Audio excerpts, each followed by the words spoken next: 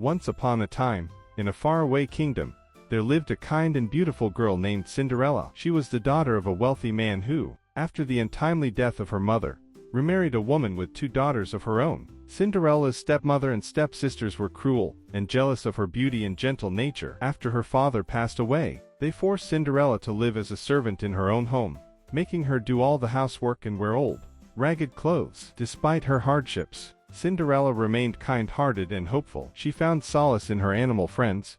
She sat in the garden, tears streaming down her face, when suddenly a magical light appeared. It was her fairy godmother. With a wave of her wand, the fairy godmother transformed a pumpkin into a magnificent carriage, mice into horses, and a lizard into a coachman. She then turned Cinderella's tattered dress into a stunning ball gown, and gave her a pair of sparkling glass slippers. "Go to the ball, my dear," said the fairy godmother. "But remember, the magic will only last until midnight. You must return before the clock strikes 12. Cinderella arrived at the palace, dazzling everyone, including the prince. He was captivated by her beauty and grace, and they danced together all night. For the first time, Cinderella felt truly happy and free. As the clock began to strike midnight, Cinderella remembered the fairy godmother's warning. She quickly fled the palace, leaving behind one glass slipper as she ran down the grand staircase. The prince, determined to find the mysterious girl who had stolen his heart, ordered his guards to search the entire kingdom. The next day,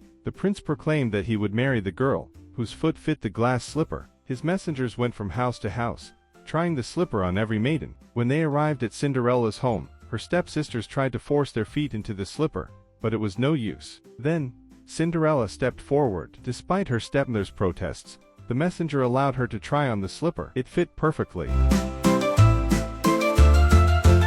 Cinderella was taken to the palace, where the prince recognized her instantly. Overjoyed, they were married in a grand celebration. Cinderella forgave her stepmother and stepsisters,